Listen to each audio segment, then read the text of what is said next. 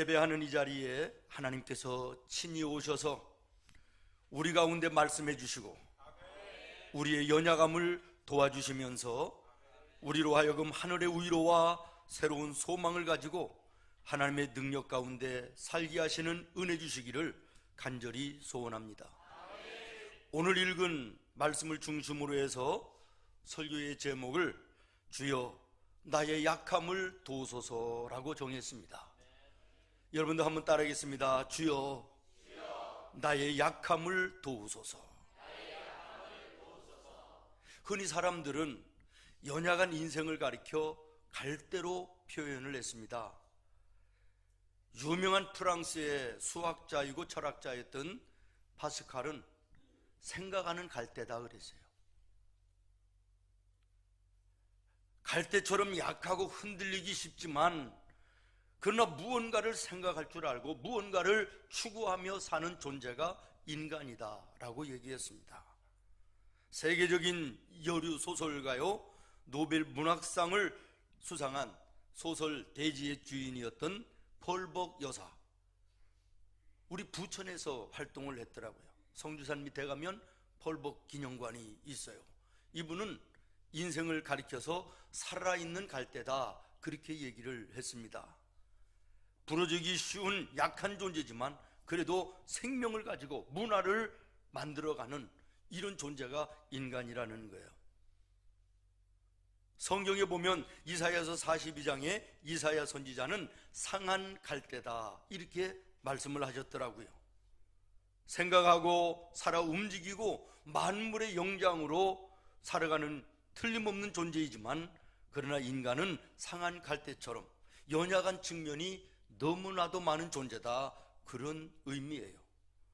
저는 그래서요 외국에 이러한 유명한 말들을 남긴 사람들이 있는데 우리나라 사람들 가운데는 이 갈대를 가지고 어떤 좋은 잠언 같은 것을 남긴 분은 없나 그리고 찾아봤더니 없고요. 옛날에 박일남 씨가 불렀던 갈대의 순정만 있더라고요.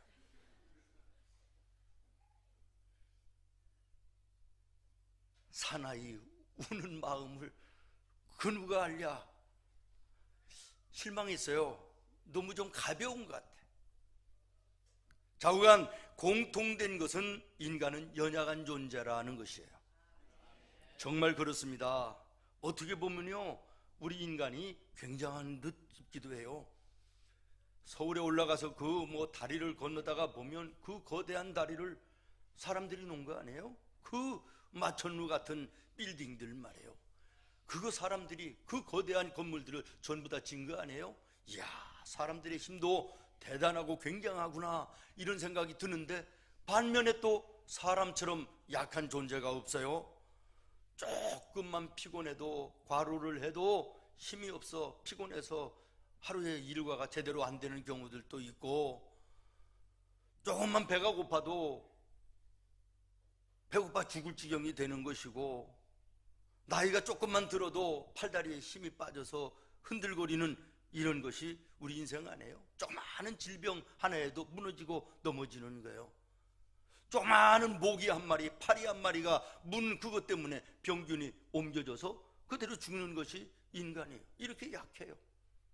여러분, 강아지나 고양이 같은 거 2층, 3층에서 던져보세요. 죽습니까? 아니요. 사뿐하게 앉아요. 그런데 사람은 화장실에서 한번 잘못 넘어져도 그걸로 끝이에요. 여러분, 강아지가 고양이가 화장실에서 낙상해가지고 죽었다 소리 들어봤어요? 없어요.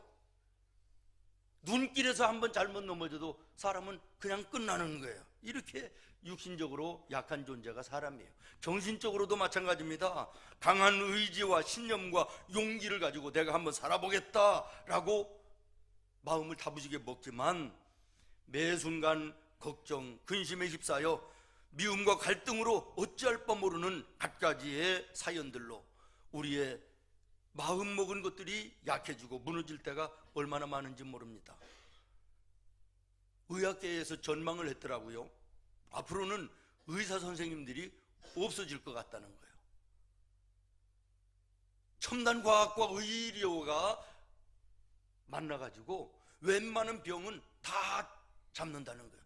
옛날에 암 그러면 다 죽는 줄로 알았잖아요. 근데 요즘은 그렇지 않잖아요. 대부분 이제 암도 치료가 가능한 그런 시대가 됐어요. 앞으로는 이제는 뭐 육신의 질병은 문제없다라는 거예요. 그러나 정신과 의사들은 더 많아질 것이다. 무슨 얘기냐? 사람들은 정신적으로 약한 사람들이 너무나도 많고 앞으로도 많아질 것이다 라고 하는 얘기지요. 멀쩡한 사람들 가운데도 정말 이런저런 정신적인 질환 가운데 고통당하고 힘들어하는 사람들 우리들의 주변에도 너무 많이 있지 않습니까? 영적으로도 그렇습니다.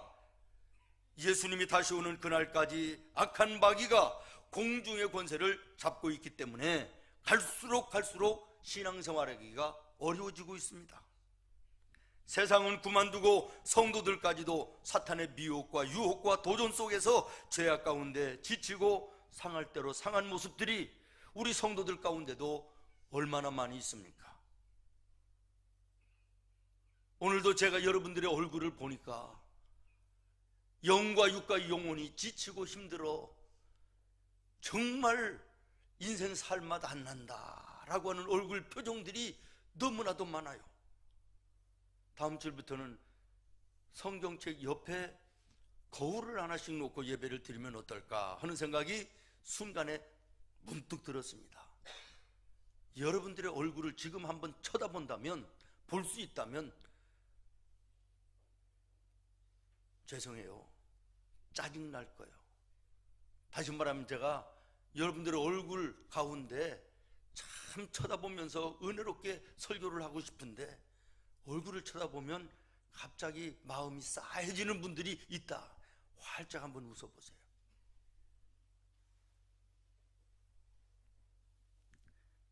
요지가 무엇입니까? 이같이 우리는 연약한 존재라는 것이에요. 그렇기 때문에 우리의 삶을 내 뜻대로 내 능력으로만 이끌어가지 못한다라고 하는 것입니다. 새해를 맞이했습니다. 새로운 계획도 세우고 새로운 결심과 결단도 했습니다. 그러나 문제는 멀리 가지 않는다라는 것이죠. 혼자 앉아 있을 때는 얼마든지 결심과 결단도 하고 새로운 계획도 우리가 세우는데 희망과 소망이 넘치는데 문제는 밖에 나가 현실과 부딪히면 모든 환경과 여건들이 거대하고 견고한 여리고성처럼 우리 앞을 가로막아 아무리 힘들고 아무리 어려운 그 가운데서도 정말 하나님이 주시는 은혜와 힘이 아니고서는 살아갈 수 없는 연약한 자임을 발견하게 된다라는 것이에요. 우리의 마음으로 아무리 새해를 맞이해서 다부진 결심을 하고 새로운 계획을 세운다 할지라도 이 계획이 삶의 현장 앞에 나가면 현실 속에 부딪혀 좌절되어지고 순간에 변하는 것이 이게 우리의 인생의 연약한 것이다 라는 것이에요. 소설 레미제라블에 보면 장발장이 나오잖아요. 19년을 감옥에서 삽니다. 19년 동안 마음에 다짐하는 거예요. 내가 세상에 이제는 나가면 정말 보람있게 살겠다, 열심히 살겠다, 성실하게 살겠다, 남을 도와주는 인생을 내가 이제는 살리라. 얼마나 많은 결심을 하고 다짐을 합니까? 그리고 나왔는데 그날 밤 지나기 전에 자기에게 은혜를 베풀어 준 집에 은촛대를 훔칩니다. 이게 우리의 인생이라는 거야. 이게 우리의 인생이에요. 우리의 나약한 인생의 모습을 대변하는 소설이라고 생각합니다. 성경에도 보면요, 예수님이 십자가를 앞에 놓으시고 제자들을 함께 저녁의 식탁을 같이 나누십니다.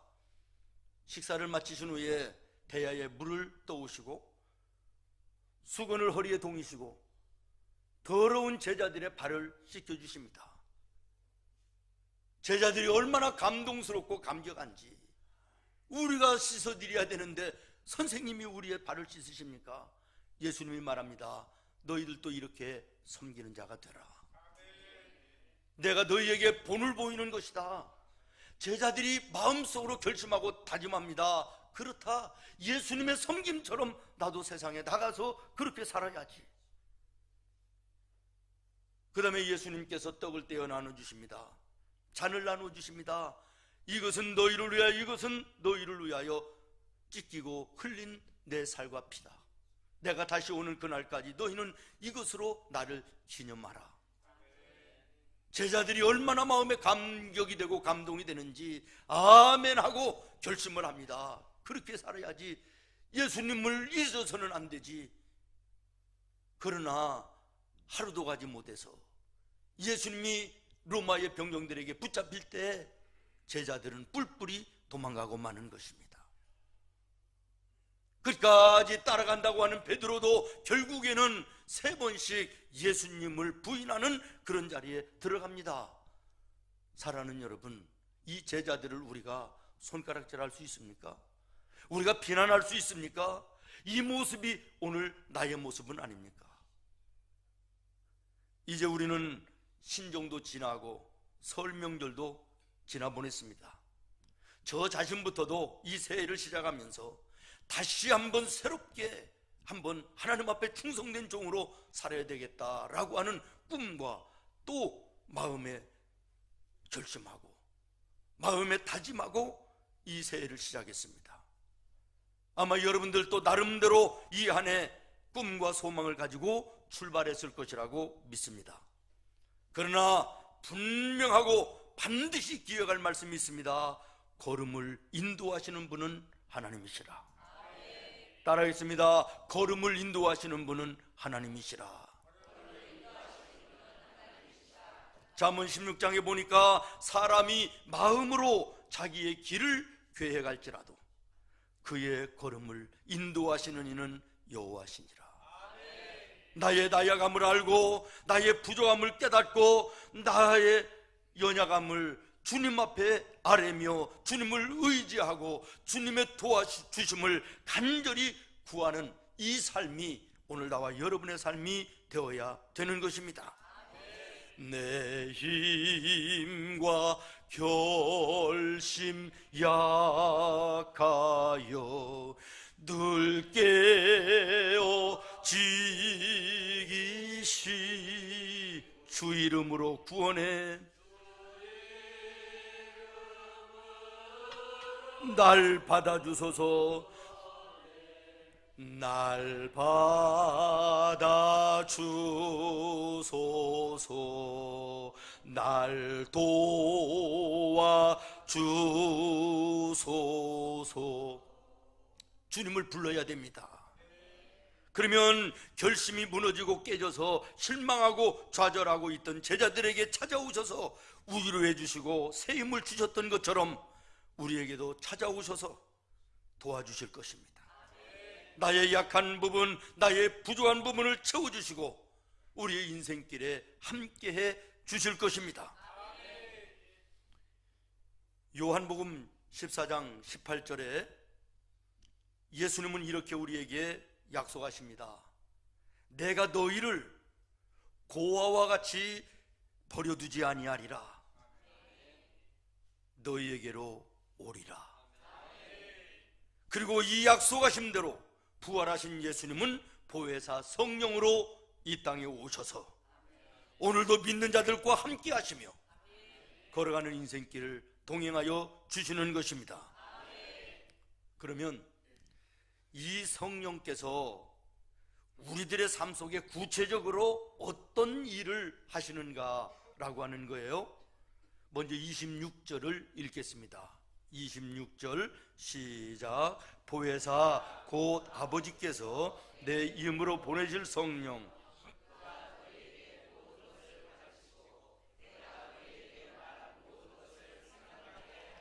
아멘. 또 한 번 넘어가서 16장입니다. 16장 13절이에요. 16장 13절 시작. 그러나 진리의 성령이 오시면 그가 너희를 그가 스스로 말하지 않고 오직 들은 것을 말하며 장래 일을 너희에게 알리시리라. 아멘. 갈 길을 가르쳐 주시고 그 길로 인도하여 주신다라는 거예요. 다시 말하면 삶의 목적과 방향을 제시해 주신다라는 것입니다. 제시해 주실 뿐만 아니라 친히 우리의 걸음을 인도해 주신다라는 말씀이에요.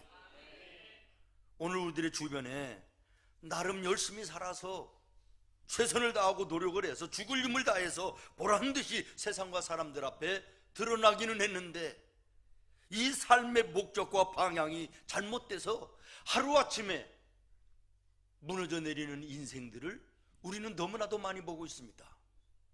작년까지만 해도 젊은 정치인들로 그 다음에 대통령 후보감으로 유력했던 젊은 정치인 둘이 한 사람은 바람을 피고 한 사람은 댓글을 조작했다 그러고 그냥 하루아침에 무너지는 모습을 우리가 봅니다. 나름 열심히 살아가지고 국회의원도 되고 그랬는데 그 욕심을 버리지 못해서 그 전라도의 어느 큰 많은 땅과 집을 사가지고 나라를 떠들썩하게 만드는 그런 사람도 무너지는 모습도 여러분 우리가 보지 않습니까? 삶의 목적과 방향이 바로 되지 못하면 지금까지 아무리 열심히 살았다 할지라도 순간에 무너지는 인생이 될 수 있음을 우리는 기억해야 될 것입니다. 잠언 9장 11절에 빠른 경주자라고 선착하는 것이 아니며 그랬어요. 빠른 경주자라고 빨리 달려간다고 먼저 도착하는 것은 아니다. 인생을 빨리 달리고 열심을 다하고 발버둥 친다고 해서 모두가 인생의 승리자가 되는 것은 아니다, 그런 말이에요. 그래서 이 시대를 시계와 나침판의 시대라고 이렇게 얘기합니다. 시계는 열심히 사는 것을 말하고요, 나침판은 방향을 가르쳐주는 것이 나침판 아닙니까? 열심히는 사는데 방향이 잘못되면 그 인생 허무한 인생이 된다는 거예요. 죽어라 하고 열심히 죽어라고 발버둥 치며 살았는데 끝에 가서 보니까 지옥이다. 그 인생 어떻게 되는 것입니까? 그래서 이 시계와 나침판이 조화를 이룰 때 아름다운 인생이 된다는 거예요. 다시 말하면 우리가 열심히 삶을 사는 거, 일하는 거, 돈 버는 거 좋지만 그 방향이 무엇을 위한 일이며 돈을 버는 것인가를 분명히 알고 살아야 된다는 것이에요. 성경의 사도 바울은 고백합니다. 나는 인생을 향방 없이 살지 않았습니다. 상을 주시는 예수 그리스도를 바라보며 살았고 그의 인도하심 속에 달려왔노라고 고백합니다. 나와 여러분의 인생의 고백이 되기를 예수님의 이름으로 축원합니다. 성령을 의지하면, 성령을 구하면 이스라엘 백성들이 광야에서 구름 기둥과 불 기둥으로 인도하셨던 그 하나님의 인도하심이 우리에게도 똑같이 임하게 될 것입니다. 내가 어디를 향하여 걸어가야 될 것이며 내가 무엇 때문에 오늘 살아야 될 것이며 일을 해야 될 것인가, 삶의 목적과 방향이 성령을 통하여 밝히 알게 되어주고 그 길에서 우리는 승리하는 인생이 되게 되는 것입니다. 성령을 구하시기를 바랍니다. 성령을 의지하시기를 바랍니다. 그 다음에 26절 하반절에 보면 내가 너에게 말한 모든 것을 생각나게 하리라 그랬어요. 생각나게 하리라 라고 하는 이 원어적인 뜻은 깨닫게 한다, 깨우쳐 주신다, 뉘우치게 한다, 점검하게 한다 라고 하는 의미가 있습니다. 공동 번역 성경에 보면 되새기게 하여 주실 것이다 라고 번역이 되어 있어요. 되새기게 해 주실 것이다. 너를 점검해서 하나님의 말씀을 다시 생각하여 너의 걸어가는 길을 보게 하여 주실 것이다, 이런 의미예요. 삶의 매 순간마다 내 자신을 돌아보게 하시고 점검하게 하셔서 실수하지 아니하도록, 실패하지 아니하도록, 그래서 결국에는 승리하고 성공할 수 있도록 우리를 인도하신다라는 거예요. 여러분, 인생을 살아가면서 자기 점검처럼 중요한 것이 어디 있을까요? 자기 점검. 설날을 며칠 앞두고 문자가 왔어요. 제가 다니는 자동차 정비 공장인데 설 명절 새로 장거리 여행을 하는데 무료로 자동차를 점검해 주겠다는 거예요. 여러분, 아무리 좋은 자동차라도 수시로 정기적으로 점검하지 않으면 위험한 것입니다. 사고가 나는 것이에요. 아무리 잘나고 똑똑한 사람이라 할지라도 순간마다 내 자신을 점검하지 않으면 그 인생은 보장됨이 없습니다. 위험합니다. 무너질 수 있다라는 사실을 기억하시기를 바라요. 그런데 성령께서 우리의 삶을 점검하도록 역사하신다는 거예요. 기계에 이상이 오면 빨간불이 깜빡깜빡 그러더라고요. 우리 집에 보일러가 꼭 추석이나 설날이나 이런 때만 고장나요. 우리 집에 보일러는 아주 똑똑해요. 이상이 있으면 빨간불이 반짝반짝 그래요. 점검하라는 거예요. 점검하라. 이상이 왔다. 마찬가지로 성령께서 우리의 마음속에 계시면 내가 잘못된 생각을 하고 잘못된 자리에 앉고 죄 짓는 자리에 서고 하나님 앞에 부끄러운 모습일 때는 하나님의 말씀으로 우리의 마음에 빨간불을 주시는 거예요.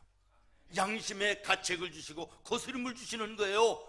너 잘못됐다. 고장나기 일보 직전이다. 너 다시 봐라. 하나님 앞에 다시 네 자신을 돌아보라 말씀하시는 거예요. 요한복음 16장 8절에 보니까 그가 와서, 다시 말하면 성령께서 오셔서 그런 말이에요. 죄에 대하여, 의에 대하여, 심판에 대하여 세상을 책망하시리라. 성령이 오셔서 무엇이 잘못이고 무엇이 잘하는 것인지를 우리의 마음속에 알게 해주심으로 너의 걸어가는 인생길을 점검해 주시겠다, 그런 말이에요. 그래서 성령을 의지하고 살면 안전합니다. 성령과 함께 살면 풍성하고 은혜 넘치는 복된 삶을 살게 되는 것입니다. 성령을 구하시기를 바랍니다. 성령을 의지하시기를 바랍니다. 그 다음에 27절입니다 27절 같이 읽겠습니다. 27절 시작.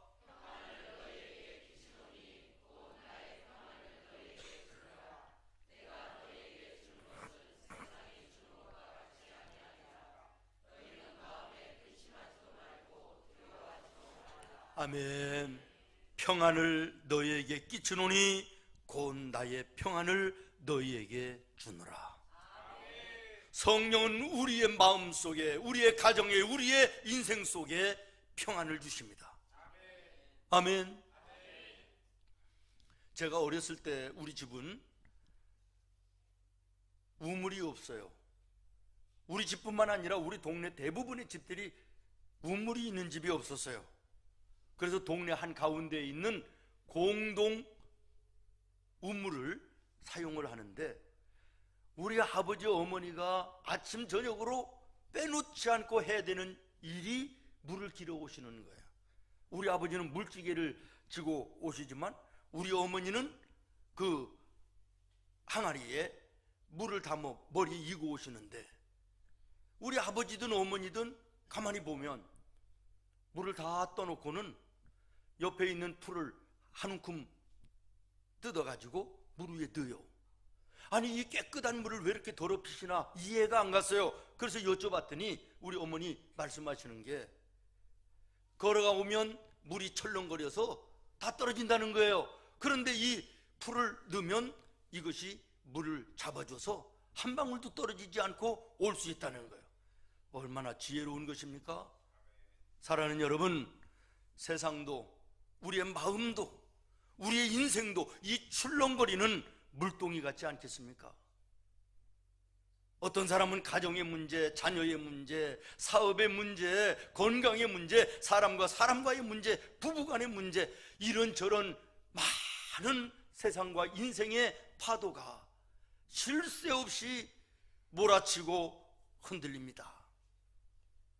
그러나 성령께서 함께 하시면 이 모든 것이 잠잠하게 되는 것입니다. 평안이 이루어지는 것입니다. 성령이 임하시기만 하면 어제나 오늘이나 변한 것은 없어요. 해결된 것도 없어요. 그러나 성령이 임하시면 상황과 환경은 똑같은데도 마음이 평안합니다. 내일에 대한 소망이 넘칩니다. 이것이 믿음의 생활의 은혜요 복인 것입니다. 성령이 오시면 우리의 마음속에 평안이 넘칩니다. 세상은 아무리 험하고 악해도 죄악의 파도가 흉흉해도 성령이 임하시면 평안합니다. 그 가정은 평안합니다. 그 인생길은 평안한 것이에요. 악한 죄 파도가 많으나 마음이 늘 평안해. 나 어느 곳에 있든지 늘 마음이 주 예수 주신 평안함 늘 충만하도다. 나의 맘속이 늘 평안해. 나의 맘속이 늘 평안해. 나의 맘속이 늘 악한 죄 파도가 많으나 악한 죄 파도가 많으나 마음이 늘 평안해. 할렐루야. 이 찬송이 2019년 나와 여러분의 찬송이 되기를 예수님의 이름으로 축원합니다. 마가복음 6장에 보니까 제자들이 갈릴리 바다를 노저어 가는데 바람이 불고 풍랑이 일어서 힘겹게 노를 저어갔다라고 말합니다.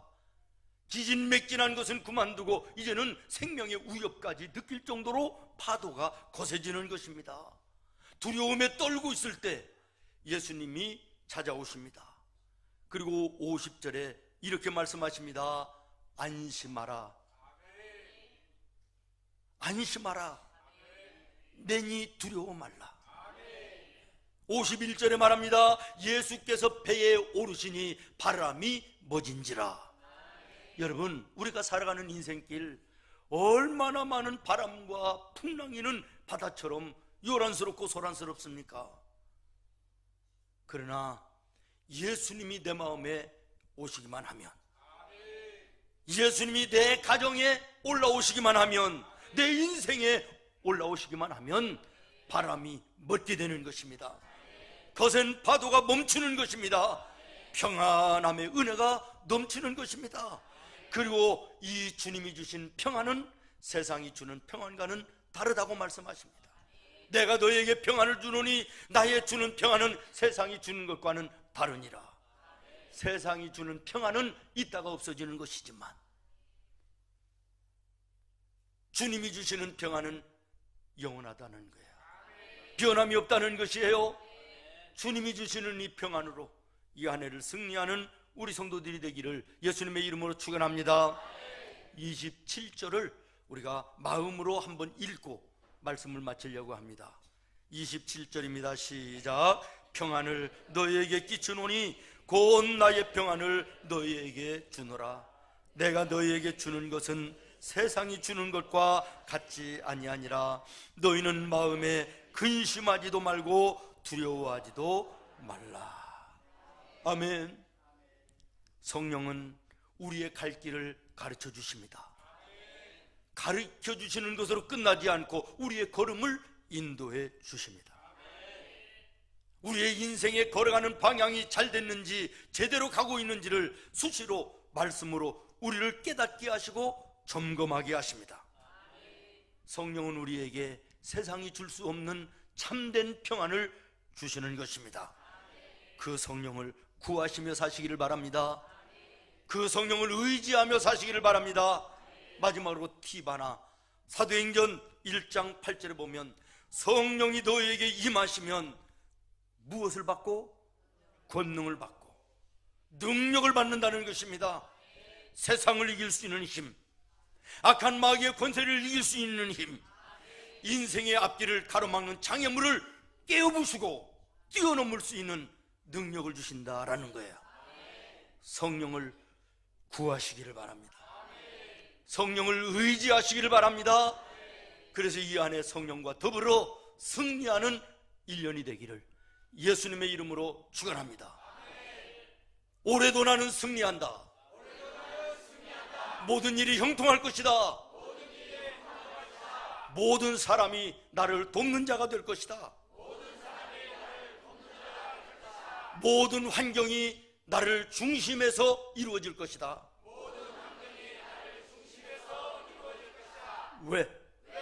왜? 하나님이 나와 함께 하시니까. 할렐루야. 기도하겠습니다. 참 좋으신 우리 하나님,